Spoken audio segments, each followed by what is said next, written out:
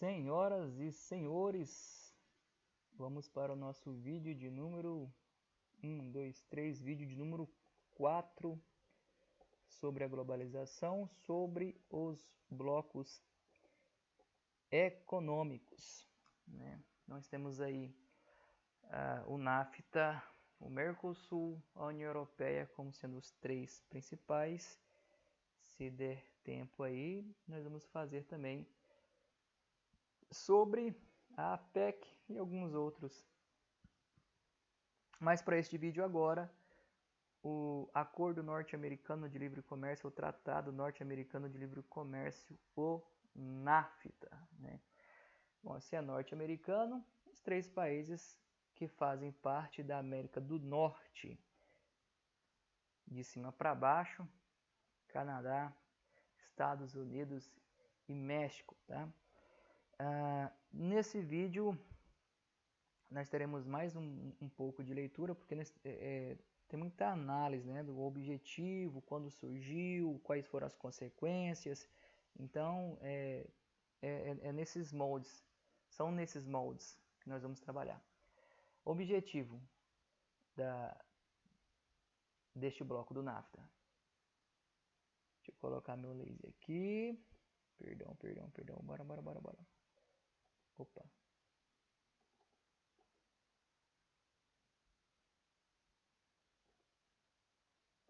Aí. Objetivo: eliminar as tarifas alfandegárias e obstáculos para o livre trânsito de bens e serviços. Lembra que é uma área de livre comércio. Uma zona de livre comércio tem a livre circulação de mercadorias. Lembre-se que, se fosse para livre circulação de pessoas, acredito que no México, né, não existiria habitante nenhum. Qual que é a cronologia? Em 1988, há a celebração de um acordo entre Estados Unidos e o Canadá. Então, em 1988, você já pega o final, a queda do Muro de Berlim em 89, né? Aí o esfacelamento lá da URSS em 1991. Então, repare só para você ir contextualizando este período. Em 1993, a entrada do México, e em 1994 entra em vigor. Então, a partir de 1994, esses três países estão fazendo parte do mesmo bloco, né? E tem o Chile como membro associado. Esse membro associado, ele assiste às reuniões, né? Ele fica ali meio que observando se vale a pena entrar neste bloco econômico. Como que ele decide isso? Observando a evolução econômica, os benefícios, os malefícios aí que esses países passam por assinar ou por celebrar este bloco econômico. Os três países fazem parte da cooperação econômica da Ásia do Pacífico. Então, se tiver alguma pergunta, um país pode fazer parte de mais de um bloco econômico? Está aqui o exemplo, né? Esses três países, Canadá, Estados Unidos e México, fazem parte, além do NAFTA, fazem parte da cooperação econômica da Ásia e do Pacífico, até porque são países banhados pelo Oceano Pacífico, né? Isso é uma característica deste bloco. Em 10 anos, a circulação de mercadorias cresceu mais de 150%. E neste período, o México despontou entre as 15 maiores economias. Opa, que beleza, hein? Olha o grande exemplo para os outros países do continente americano. Fazer um acordo econômico com os Estados Unidos é uma coisa maravilhosa, né? O México despontando entre as 15 maiores economias. Isso é a primeira manchete de um jornal, se estivéssemos aqui apresentando, né? Vamos ver aí o que aconteceu ao longo da história, né? Nós já vimos que apenas medir um país pela sua economia não é o ideal, não é apenas o produto interno bruto. Tanto é que nós já falamos sobre o FIB, lembra do FIB, Felicidade Interna Bruta? Bom, então tá aqui. Quando você pensa em Canadá, Estados Unidos e México, tem um patinho feio aí no meio, né? Tem um país que está totalmente fora das características econômicas, características sociais dos outros dois países do bloco, né? Canadá e Estados Unidos têm uma característica e México tem características totalmente diferentes. E nós temos esse quadro síntese aqui dos países do NAFTA, né? Área, população, produto interno bruto. Em 2010, 15 bilhões dos Estados Unidos, 1 bilhão do Canadá, 1 bilhão do México. Renda por pessoa, 47 mil dólares, 46, 9 mil. Olha como que vai ficando diferente, né? Vai ficando destoado aqui. Exportações em 2010, pelos números você já consegue ver que há uma diferença muito grande em importações. Na verdade, o México ele serviu como uma armadilha ou como um chamariz para os outros países da América, do continente americano. Os Estados Unidos sempre tiveram a intenção de criar uma grande área de livre comércio das Américas, ALCA, A-L-C-A, ALCA, Área de Livre Comércio das Américas. Nossa, professor, sensacional, não é? Poder consumir os produtos advindo dos Estados Unidos, né? Todas essas marcas que eu gosto são caras, tá? Mas aí a consequência disso é falir a indústria nacional. Então, quando eles convidam o México, ou quando o México entra neste bloco econômico, e aí ele se torna, passa a configurar entre as 15 melhores economias, ele acaba servindo de chamariz, mas nós vamos ver aqui no decorrer da explicação que há alguns acidentes aí no meio deste caminho, tá? Até porque, pessoal, a União Europeia é um dos blocos mais antigos e de grande sucesso. Eu me recordo quando eu cheguei aqui no estado em 2008, dando aula para o 9º ano, eu lembro dessa frase: olha, a União Europeia é o bloco mais estável que existe e de maior sucesso. E é engraçado que recentemente nós tivemos aí a saída do Reino Unido, né, o Brexit. Nós tivemos problemas lá em 2000, nós tivemos problemas com a questão da imigração e tantos outros problemas. Mas voltando aqui, os Estados Unidos sentiam a necessidade de fortalecer regionalmente aqui no continente americano e até fazer frente para a própria União Europeia. Né? Tirando aquela parte lá que os países da União Europeia receberam ajuda financeira dos Estados Unidos, depois eles começam a sacar que é melhor fazer acordo econômico entre eles e fortalecerem, que os Estados Unidos ficaram meio que de lado. Então eles sentiram a necessidade os Estados Unidos sentiram a necessidade de fortalecer este bloco econômico. Então, Canadá, Estados Unidos e México, né? Se você pensar em todo o continente americano, se sobressair economicamente, Canadá e Estados Unidos. Bom, quais foram as consequências da assinatura ou da entrada desses 3 países neste bloco econômico? É o que nós vamos fazer aqui agora, analisar passo a passo. Então, para os Estados Unidos, pessoal, o grande beneficiado foram as corporações empresariais. Lá em 1994, quando entrou em vigor, né, quando o México entre 93 e 94 entrou em vigor, os grandes conglomerados empresariais, as grandes corporações, as grandes indústrias, economizaram 16 bilhões apenas com gastos em mão de obra. 16 bilhões, pessoal. O desemprego no período de 94 a 2000 foram eliminados 766 mil empregos, isso dentro dos Estados Unidos. E aí houve a queda de rendimento dos trabalhadores e a precarização no trabalho. Por quê? Como houve a livre circulação de mercadorias, os Estados Unidos começaram a instalar filiais tanto no México como também no Canadá. Então, a mão de obra mexicana, a mão de obra canadense é muito mais barata. Essas empresas estavam produzindo ali, geograficamente, né, são países próximos, estavam produzindo, pagando um percentual muito baixo para o seu trabalhador. E aí isso fez com que, para os trabalhadores estadunidenses também, elas pudessem dizer, não, agora eu vou pagar tanto. Ah, não quero, então tudo bem, eu vou produzir lá nos Estados Unidos, eu vou fabricar lá no México, eu vou montar esse produto lá no México ou no Canadá. Então, agora havia mão de obra abundante tanto no Canadá como no México. Isso acabou desvalorizando a própria mão de obra estadunidense. Quando a gente fala em NAFTA, geralmente passa por cima, né, acaba abordando só a questão mexicana, mas para o morador dos Estados Unidos também houve grandes prejuízos. Né? As empresas que mais faturaram nisso tudo aí. A própria GM e a General Motors, ela se favoreceu muito disso. Olha, agora a partir de hoje as leis trabalhistas serão essas, nós vamos pagar tanto. Não, tudo bem, nós vamos produzir lá no México. Tá? Então é por isso que fala que houve a queda de rendimentos e a precarização do trabalho. Porque essas empresas agora mandavam suas filiais para o Canadá e para o México e pagavam mão de obra muito mais barata.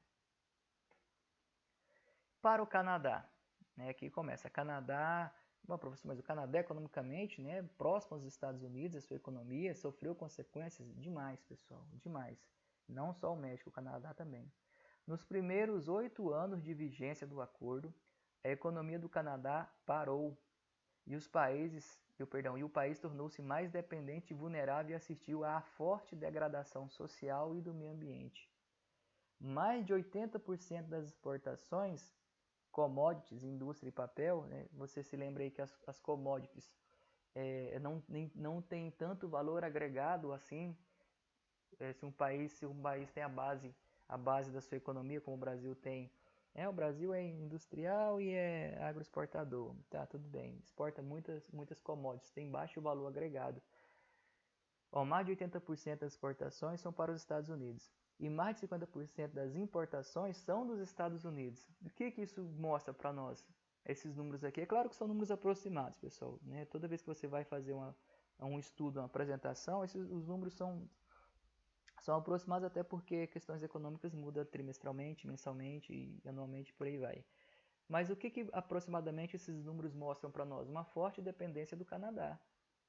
É uma relação, isso está mostrando para mim que o Canadá está se relacionando apenas com os Estados Unidos. Houve aumento do desemprego, né? Dentro do Canadá, 276 mil empregos foram eliminados.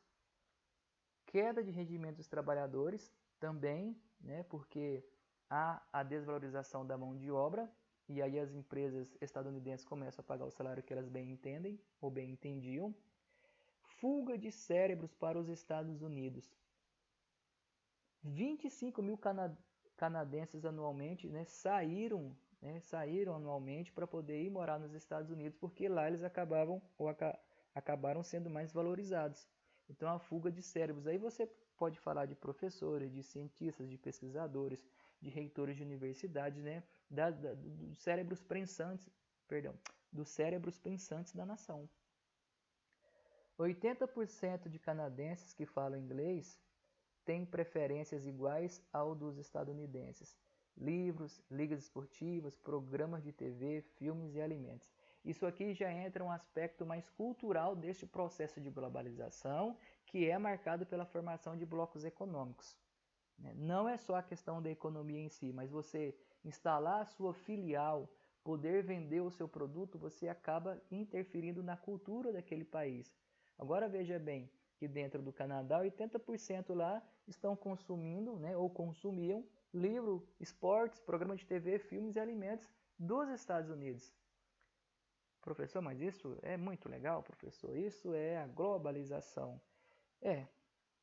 Mas o mundo ele anda meio na contramão, né? Tanto é que nós temos muitos movimentos separatistas, né? No seu livro fala sobre isso lá, se você fez aquela atividade com mais atenção. Isso acaba tirando de certa forma, a identidade nacional deste país. Muito bem, vamos agora para as consequências dentro do México. E aí nós temos uma cronologia. Em 1970, o crescimento econômico do México era 6,6% ao ano. Lembra que o México vai entrar em 93 e 94 o bloco entra em vigor. Já na década de 90, o crescimento econômico foi de 3,3% ao ano. Então já está mostrando para mim que não foi benéfico para o México entrar ou celebrar esse acordo econômico. Em 2002, cresceu menos de 2% ao ano. Entre 1998 e 2000, o fluxo de capital externo foi de 36 bilhões. Né? Entrou 36 bilhões de dólares dentro do México. Beleza, muito bom. Só que nesse mesmo período, o que o México pagou de juros e lucros para o exterior, quer dizer, o capital que saiu, o capital externo, foi de 48 bilhões de dólares, principalmente para os Estados Unidos. Então, que acordo econômico bom é esse? Né? Os números aqui comprovam que não foi bom para o México. Entrou 36 bilhões, mas pagou 48 bilhões. 60% das importações são provenientes dos Estados Unidos e 75% das exportações são para os Estados Unidos. É similar ao que aconteceu no Canadá. Né? Mostra forte dependência mexicana com relação aos Estados Unidos, porque exporta e importa diretamente para este país.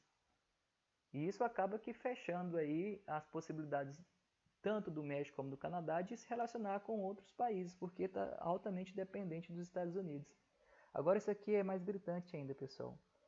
Olha na agricultura. Lá em 82, o México importava alimentos no valor de 790 milhões. Ele só importava isso, tá? O que ele não produzia, ele precisava de importar. 790 milhões. Em 99, olha lá, começou em 94, ou em 99, ele já estava importando 8 bilhões. 8 bilhões, pessoal. Importa dos Estados Unidos cerca de 50% dos alimentos que consomem. Houve redução da área plantada. 6 bilhões de lavradores mexicanos perderam suas terras e suas ocupações. De grande produtor de arroz e algodão, passou a ser um grande comprador dos Estados Unidos. Era exportador de batata, mas estas foram bloqueadas no mercado dos Estados Unidos, e aí eu dou o nome de barreiras fitossanitárias, e seu mercado agora depende das batatas estadunidenses. É muito difícil para um país competir com a agricultura, com o que é produzido no campo estadunidense, porque os Estados Unidos trabalham com a questão do subsídio econômico, né? O financiamento, a doação do dinheiro do governo federal para os produtores. Então isso acaba que barateando o que é produzido dentro dos Estados Unidos. Então, né, viu que as consequências para o México aqui foram catastróficas. O que começou colocando o México lá entre as 15 maiores economias do mundo, né, no frigir dos ovos aqui, não está valendo a pena. E aí nós temos que falar das maquiladoras, né? Maquiladoras, dá pra gente lembrar de maquiagem, lembra a função da maquiagem, né? Apenas fazer um acabamento final ali, né? Não faz milagre, né? Maquiagem não faz milagre, faz apenas o acabamento final. Qual que é o histórico das maquiladoras? A instalação de indústrias maquiladoras de exportação, IME, pode aparecer para você assim, tá? Indústria maquiladora de exportação. Na fronteira do norte do México foi resultado de um programa pactuado no início entre os governos do México e Estados Unidos. Isso foi lá na década de 65. Havia muita emigração mexicana.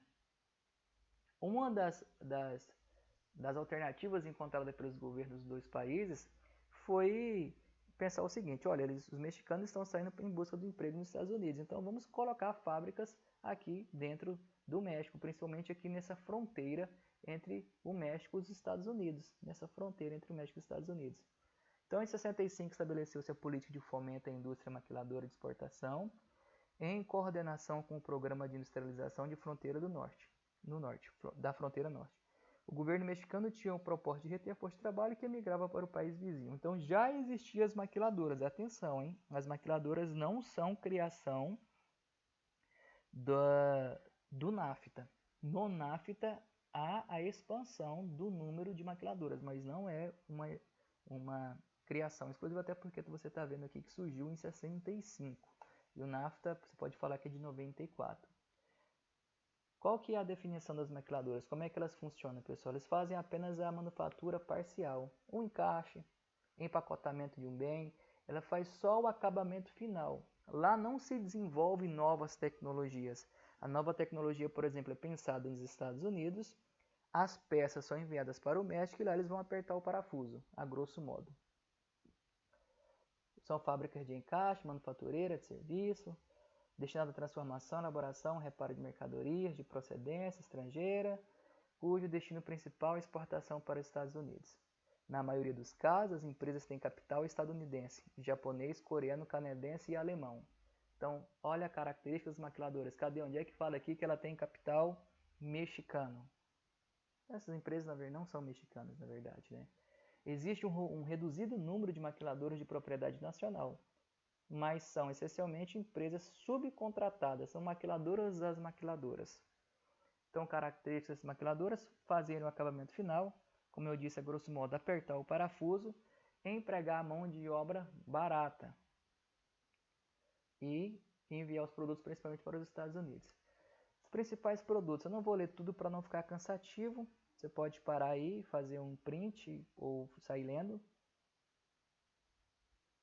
Pronto, tá aí, ó.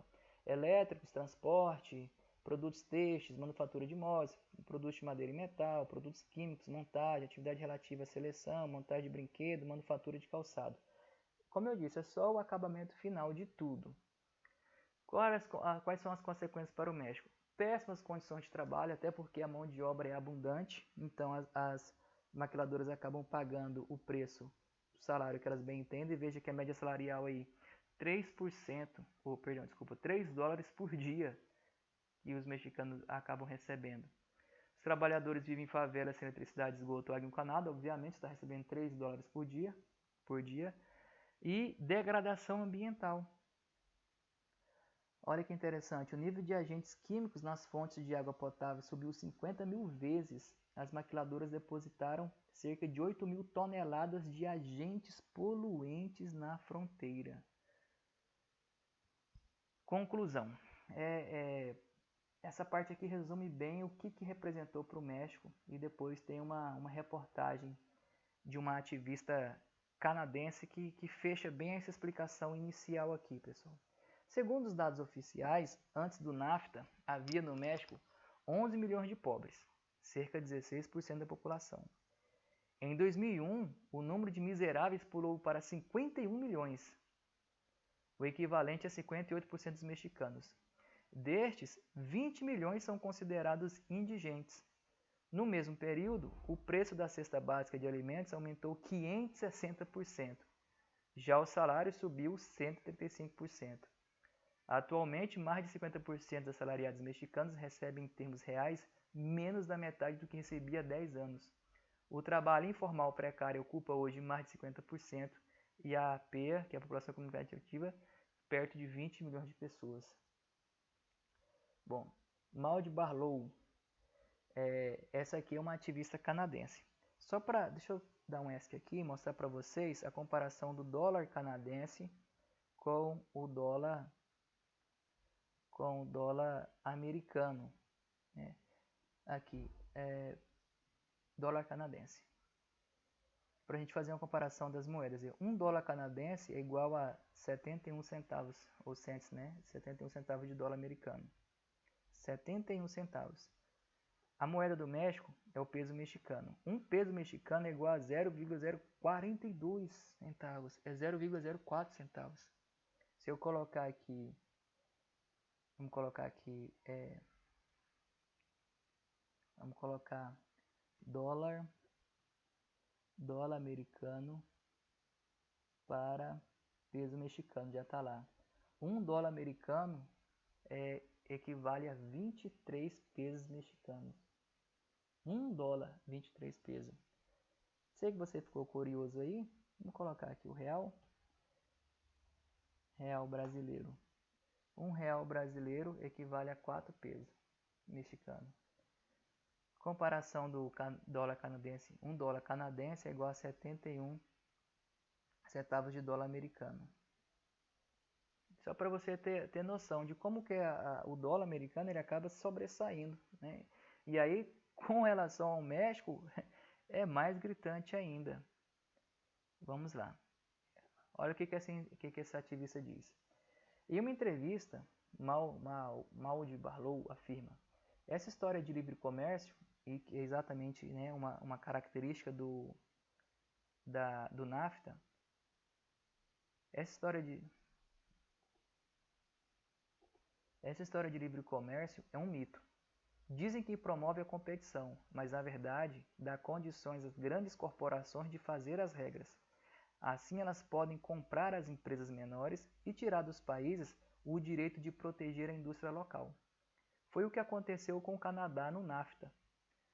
Os norte-americanos compraram nossas empresas de petróleo, gás, indústrias químicas.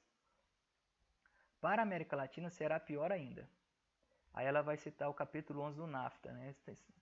Na criação do NAFTA tem vários capítulos, né? Eu estava lendo alguns. Depois, se você tiver interesse, pode colocar no Google lá que você vai achar. O capítulo 11, como prova da destrutiva hegemonia do capital. Capital nacional, tá, pessoal? É um capítulo que permite uma corporação processar um governo de outro país. Agora veja bem, uma empresa vai processar o governo.